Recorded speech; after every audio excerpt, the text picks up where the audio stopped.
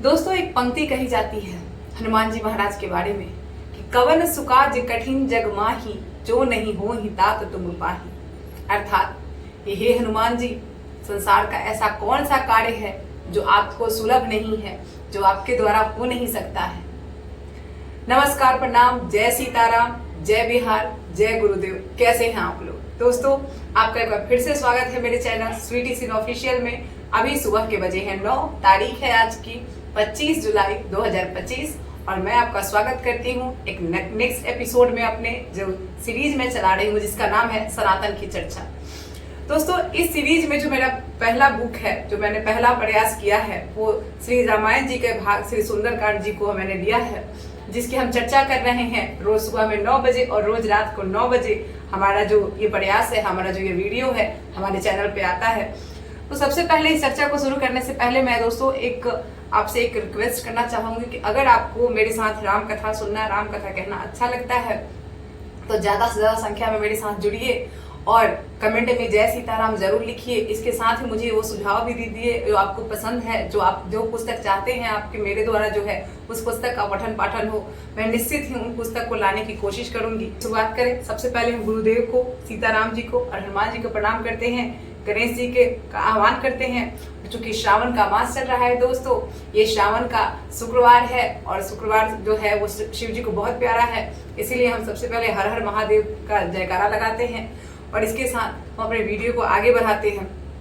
दोस्तों, हमारी जो अभी तक कथा हुई है वो ये हुई है कि हनुमान जी लंका में प्रवेश कर चुके हैं। सीता मैया को उन्होंने देख लिया है, लेकिन अभी तक सीता मैया से उनकी बातचीत शुरू नहीं हुई है। इसी बीच में रावण आता है।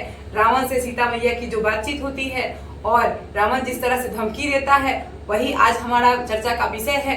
इसमें हम 4 से 5 जो श्लोक है, जो दोहे हैं, उनको हम करने की कोशिश करेंगे। बने रहिए मेरे साथ। शुरू करते हैं। जय श्री सीताराम।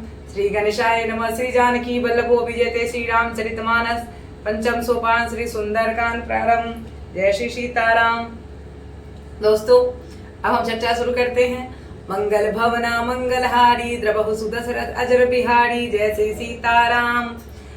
हमारा श्लोक है, सीता ते मम कृत अपमाना, कटहु तब सिर कठिन कृपाना, नाहि तसपति मान मम वाणी, सुमुखी होत न जीवन हानि। अर्थात रावण, इसके पहले वाले एपिसोड में हमने देखा था कि रावण को सीता जी जब कहती हैं, अधम कहती हैं, नीच कहती हैं, निर्लज्ज कहती हैं और राम जी को सूर्य के समान बताती हैं, तो रावण जो है बहुत क्रोधित हो जाता है और अपना जो है तलवार निकाल लेता है और कहता है कि सीता, तुमने मेरा अपमान किया है, मैं तेरा सिर जो है अपने तलवार से जो है काट दूंगा।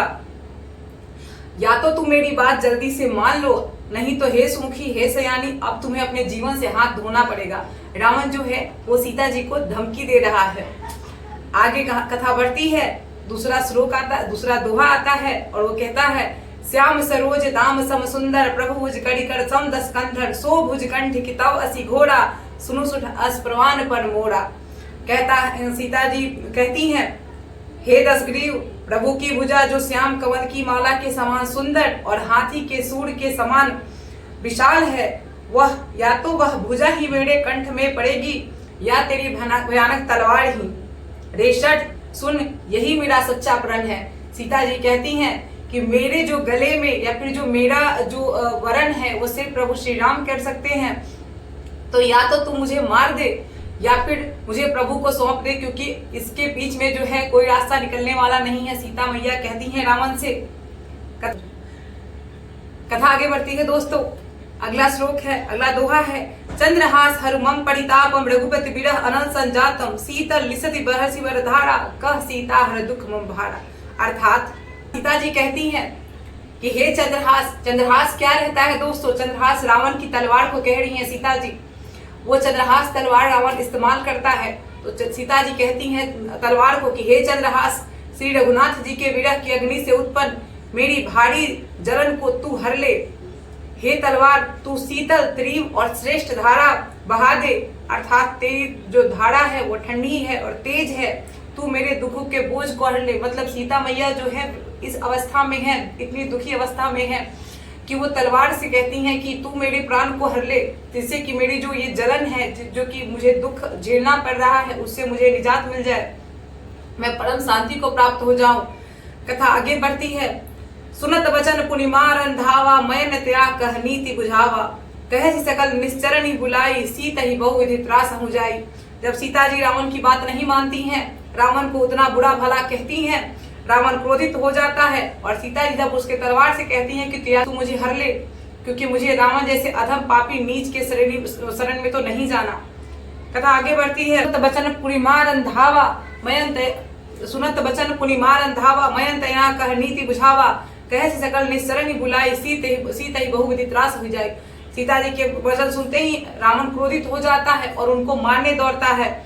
तब मैं दानव की पुत्री रहती है मंदोदरी, मंदोदरी जी के पिता का नाम होता है मैं, तो यहाँ पे मैं दानव की पुत्री मंदोदरी जो रहती है वो बहुत नीति की ज्ञाता होती है। रावण की जो पत्नी होती है वो बहुत नीतिज्ञ होती है, उनको नीति का पता होता है। तो वो रावण को समझाते हुए कहती हैं कि सीता जी को मारना सही नहीं है, सीता जी जो स्त्री हत्या आपको नहीं करनी चाहिए, और वो भी ऐसी स्त्री जो कि अबला है और इस स्थिति में आपके जो शरण में है, तो वैसी स्थिति को आपको मारना सही नहीं है, नीति ऐसा नहीं कहता है।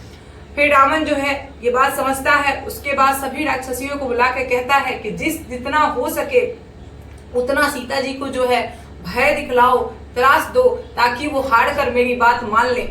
कथा आगे बढ़ती है। मास दिवस महु कहा न माना, तो मैं मार बिगाड़ कृपाना। रावण कहता है कि ठीक है, अभी तो मैं मंदोदरी की बात मान ले रहा हूँ, लेकिन अगर 1 महीने तक का समय मैं सीता तुमको दे रहा हूँ, अगर 1 मास के अंदर 1 महीने के अंदर तुमने मेरी बात नहीं मानी, तुमने मेरा वरण नहीं किया, तो मैं तुम्हें अपने तलवार से जो है मौत के घाट उतार दूंगा, मैं तुम्हें मृत्यु को प्राप्त करा दूंगा। तो इस तरीके से जो है यहाँ पे रावण धमकी देकर चला जाता है। कथा आगे बढ़ती है। भवन गयो 10 कंधरा, यहाँ पिशाच निबृंद, सीता ही त्रास देखा, वहीं धर ही रूप बहुमत। अर्थात जो रावण जब चला जाता है तब राक्षसियों का जो समूह रहता है सीता जी के अगल बगल, वो बहुत से बुरे बुरे रूप धर के सीता जी के मन में त्रास पैदा, डर पैदा करने की कोशिश करने लगती हैं। आगे कथा बढ़ती है। त्रिता नाम राक्षसी एका, रामचरण रति निपुण विवेका, सबनो बोल सुनाय सपना, सीता ही से कर ही तपना। त्रिता नाम की एक राक्षसी रहती है दोस्तों, जो कि वहां पे सीता जी को वो बहुत मानती है, राम जी के श्री चरणों में उसका बहुत प्रेम रहता है। वो कहती है कि अपने विवेक से, चूंकि वो बहुत बुद्धिमान थी, वो कहती है कि सभी को, सारे राक्षसी जो है वहां पे बुलाकर उनको कहती है कि मैंने एक सपना देखा है जिसमें सीता जी अब श्री रामचंद्र जी के साथ जाती हैं और रावण के कुल का विनाश होता है। तो वो सभी को समझा के कहती हैं कि मेरा सपना जो है वो सच हो सकता है, इसीलिए आप सीता जी की सेवा करो और अपनी कल्याण करो। तो कथा आगे बढ़ती है दोस्तों। सपने बानर लंका जाड़ी, जातु धान से ना सब मारी, खर आरूढ़ नगन दसीसा, मुंडित सिर खंडित विद्वेषा। अर्थात कहती है, जो तिरजा होती है वो कहती है कि सपने में मैंने देखा है कि एक बानर आता है और वो लंका को पूरी जला के चला जाता है। इसके अलावा और राक्षसों की जितनी भी सेना रहती है सबका खात्मा हो जाता है, रावण नंगा हो जाता है और गधे पर सवार हो जाता है, उसके सिर मुड़ा दी जाती है और उसकी 20 भुजाएं जो है कट के जमीन पर गिरी होती है। तो ये जो सपना है, ये सपना का वर्णन कर रही है त्रिता, जो अपने राक्षसी जो मित्र हैं उसके वहां पे बुला के कह रही है कि देखो मैंने इतना भयानक सपना देखा है, अभी भी समय है कि जो मेरा सपना है वो सच होने ही वाला है, सुबह का सपना है, सच होगा। इसीलिए जो है आप लोग सीता जी का सेवा करके अपना कल्याण करिए। कथा आगे बढ़ती है। यही विधि सो दक्षिण दिश जाई, लंका मनो विभीषण पाई, नगर फिरी रघुवीर दुहाई, तब प्रभु सीता बोली पठाई। कहती है कि मैंने सपना में आगे देखा कि वो बंदर जो है इस प्रकार से दक्षिण दिशा को जा रहा है, वो बंदर जो है लंका को जलाकर दक्षिण दिशा में चला जाता है और लंका जो है वो विभीषण को मिलता है।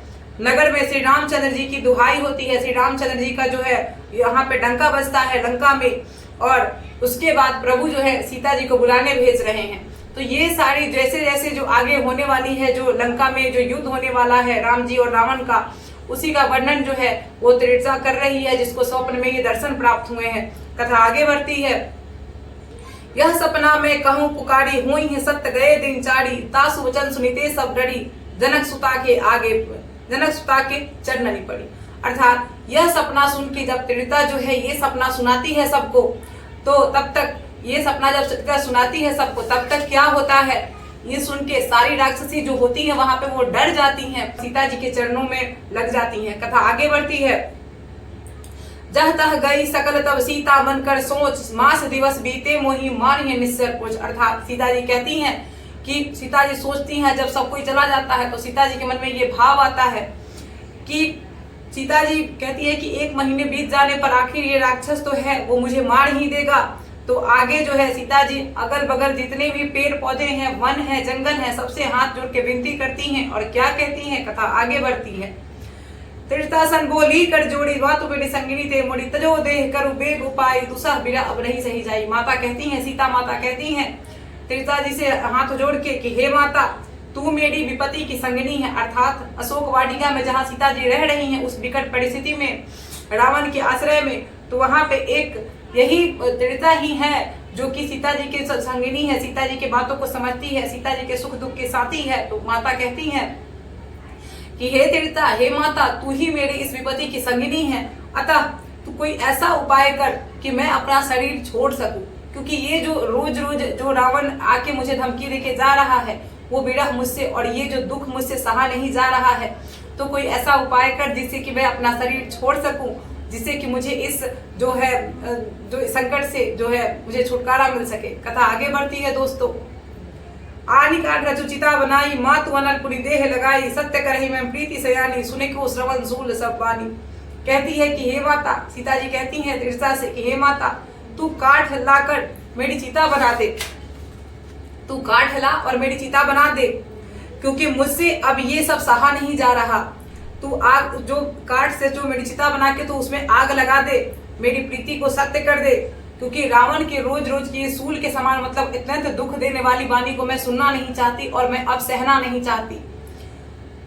कथा आगे बढ़ती है। सीता जी बहुत दुख के भाव में हैं। तुलसीदास जी लिखते हैं, सुनत वचन पद गए समझाए सी, प्रभु प्रताप बस सुजस सुनाए सी, निसी न अनल में सुन सुकुमारी, अस कह सो निज भवन सिधारी।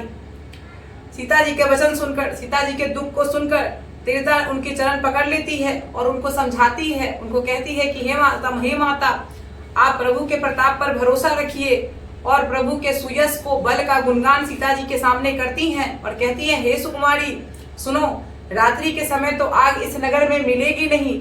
ऐसा कहकर वो अपने घर चली जाती है। वो जो है सीता जी को संतावना देती है। कथा आगे बढ़ती है।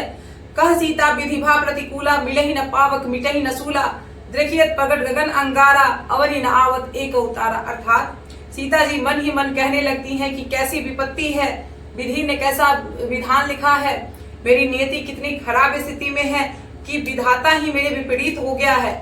अभी मैं जब मरना चाहती हूँ तो मुझे मरने के लिए आग भी उपलब्ध नहीं है। दोस्तों, हम जब मनुष्य हैं, हम एक तुच्छ मनुष्य हैं, और जब हमें थोड़ा सा भी दुख पड़ता है तो हम अपने दुख में भगवान को कोसने लगते हैं, भगवान के लिए अनर्गल शब्दों का प्रयोग करने लगते हैं, जबकि हमारे जो पुण्य हैं उसके तुलना में बहुत, जो उनके तुलना में बहुत कम है। जो परम पवित्र सीता मैया हैं, जो इतनी जो सबसे जो स्वयं श्री हरि की अर्धांगिनी है, जो माता लक्ष्मी का स्वरूप है, उनको जब इतना दुख झेलना पड़ा तो हम तो स्वयं एक तुच्छ मनुष्य हैं। इसके बावजूद जब भी हमें छोटा सा भी दुख पड़ता है, हम ईश्वर को लेकर जो है बिल्कुल भी नास्तिकता की स्थिति में आ जाते हैं। ईश्वर को लेकर जो है हम इतने कोसने लगते हैं भगवान को कि लगता है कि भगवान ने सारा दुख हमारे ही जीवन में डाल दिया है, भगवान हमारे ही विपरीत हो गया है। तो ऐसा नहीं करना है, भगवान पे भरोसा बना के रखना है, भगवान की योजना पर भरोसा बना के रखना है। जिस तरह से सीता मैया कह रही हैं, सीता मैया की नियति लिखी हुई है, हमें भी जो हमें प्रारब्ध से दुख मिल रहा है उसको जो है भगवान की ईश्वर की इच्छा मानकर स्वीकार कर आगे बढ़ना चाहिए। जैसे कथा आगे बढ़ती है, सीता जी कहती हैं कि विधि विपरीत हो गया है, अब तो आग भी नहीं मिल रही जिससे कि मेरी पीड़ा मिट सके। आकाश में जो अंगारे दिखाई पड़ रहे हैं, क्या इसमें से कोई भी तारा पृथ्वी पर नहीं आ सकता? सीता जी प्रार्थना कर रही हैं कि इसमें से कोई भी तारा पृथ्वी पर आ जाए जिससे कि आग मिल जाए और मैं अपने शरीर को जो है समाप्त कर सकूं। कथा आगे बढ़ती है। पावक मैं शशि सवत न आगी, मानहु मोहि जने हत भागी, सुनहि बिनप मन बिटप अशोका, सत्य नाम कर हर मम शोका। सीता जी कहती हैं कि चंद्रमा तो अग्नि में, चंद्रमा ऐसा लग रहा है सीता जी को अभी जैसे वो अग्नि में हो, किंतु वह भी मुझे ऐसा समझ रहा है, चंद्रमा जो है अग्नि में होके भी मुझे इतना हतभागी, मुझे इतना दुर्भाग्यशाली समझ रहा है कि वो भी मुझे आग नहीं दे रहा है। सीता जी हाड़ के अशोक के वृक्ष से विनती करती हैं कि हे अशोक, मेरी विनती सुनो, मेरा शोक हर लो और मेरा शोक हर के अपने नाम के जो अर्थ को है वो चरितार्थ करो। तुम्हारा नाम अशोक है, मेरे शोक को भी हरने का काम करो। कथा आगे बढ़ती है दोस्तों, और आज का जो है अंतिम जो हमारा चौपाई है, अंतिम दोहा है, वो है नूतन किसरे अनल समाना, देहि अग्नि जन करहि निदाना, देखी परम विरहा कुल सीता, सोचन कपि कलप संबीता। तेरे नए नए कोमल पत्ते अग्नि के समान हैं, अग्नि दे विरह रोगों का अंत मत कर। सीता जी कहती हैं कि हे अशोक, तेरे नए नए पत्ते जो हैं वो अग्नि के समान मुझे प्रतीत हो रहे हैं, उसी में से मुझे कुछ दे दे ताकि मैं अपने शरीर का अंत कर सकूं। सीता जी जो है बहुत अधिक स्तर पर जो है दुखी हो गई हैं। यही सब दुख हनुमान जी महाराज ऊपर से बैठ के देख रहे हैं, और सीता माता को जब इस विरह और परम विरह की अवस्था में देखते हैं तो हनुमान जी व्याकुल हो जाते हैं, उनके दुख की सीमा नहीं रहती है। कथा आगे बढ़ती है। कभी कभी हृदय विचार दिन मुद्रिका डारी, तब जन्म अशोक अंगार दिन है, हर से उठी कर गए। अर्थात श्री राम जय जय राम, श्री राम जय जय राम, मंगल भवना मंगल हारी, द्रवहु सुदशरथ अजय बिहारी। अर्थात हनुमान जी अपने हृदय में विचार करते हैं और सीता जी के सामने वो जो अंगूठी वो प्रभु श्री राम के द्वारा जो उनको मिला था, वो अंगूठी जो वो लेके आए हैं चिन्ह के रूप में, वो सीता माता के सामने डाल देते हैं। अब सीता जी को लगता है कि अशोक ने उनकी विनती सुन ली है और सामने अंगार डाल दिया है। अब इससे हर्षित होकर वो उसको हाथों में ले लेती हैं यहीं पे, और इसके बाद क्या होता है वो कहानी में हम आगे पढ़ेंगे। तब तक हम अपने कथा को यही जो विराम देते हैं, और आपको अगर ये कैसा लगता है दोस्तों कमेंट में जरूर बताइएगा। तब तक के लिए कथा को विश्राम देते हुए हम अपने एपिसोड को यहीं खत्म करते हैं, इस चर्चा को यहीं समाप्त करते हैं। लेकिन रात में 9 बजे हमारी फिर से मुलाकात होगी। तब तक के लिए हनुमान जी का नाम लेते रहिए, राम जी का नाम लेते रहिए, सद्गुणों का विकास कीजिए, भगवान पे आस्था बनाए रखिए, भगवान की योजना पे भरोसा बनाए रखिए। कभी कभी हम जो सोचते हैं दोस्तों वो हमें नहीं मिलता है, लेकिन जब हम भगवान पे आस्था बनाए रखते हैं, जब हम श्री हरि के चरणों में स्वयं को समर्पित करके रखते हैं, तो हमें वो मिलता है जिसकी हमने कल्पना नहीं की होती है। तो दोस्तों इसी के साथ हम अपने एपिसोड को यहीं पे खत्म करते हैं। आज्ञा दीजिए। जय सीताराम, जय हनुमान जी महाराज, जय गुरुदेव, जय बिहार।